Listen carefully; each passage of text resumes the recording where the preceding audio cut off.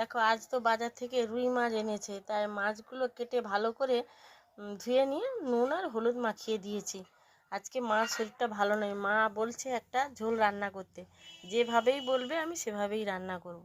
এই ঝোলের জন্য নিয়েছি দেখো একটু রসুন, রসুন 10-12 কোয়া মতো, আর একটু আদা নিয়েছি, আর তার সঙ্গে একটা টমেটো।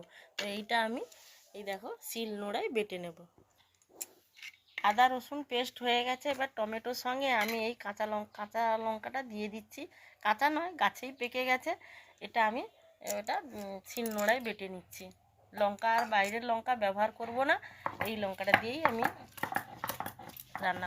কড়াটা আমার গরম হয়ে গেছে, আমি চলো একটু তেল দিয়ে দিই। তেল দিয়ে এবারে এই মাছগুলো এক এক করে ভেজে নিই।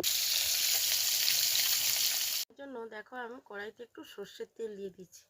মা যেহেতু শরীর ভালো নয়, মা বলছে মার মতো ঝোল রান্না করতে। দেখি আমি পারি কিনা। মা তো আমাকে বলে বলে দিয়েছে, তাই আমি এরকমভাবে রান্না করব বলে আজকে বসেছি। কালো জিরেটা দিয়ে দিলাম। মশলাগুলো যে পেস্ট করে রেখেছিলাম ওটাও আমি ওই কালো জিরে আর তেলের ভিতরে দিয়ে দিচ্ছি। হলুদ দিয়ে দিলাম, লঙ্কা আর করবো না, একটু সবজি মশলা দিলাম, লেগে যাচ্ছে একটু জল দিয়ে দিলাম, স্বাদ মতো একটু নুন দিয়ে দিলাম, জল দিয়ে দিলাম। মাছগুলো আমি হালকা হালকা করে ভেজেছি, এভাবে ভাজা হয়েছে। এবার আমি ঝোলে দিয়ে দেবো মাছগুলো এক এক।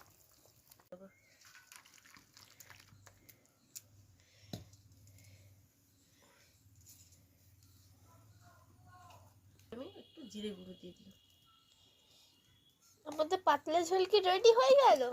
হ্যাঁ, আমাদের পাতলা ঝোল রেডি হয়ে গেল। তো কেমন হয়েছে তোমরা অবশ্যই কমেন্টে জানিও আমার এই ঝোলটা। টাটা বন্ধুরা, সবাই ভালো থেকো, সুস্থ থেকো।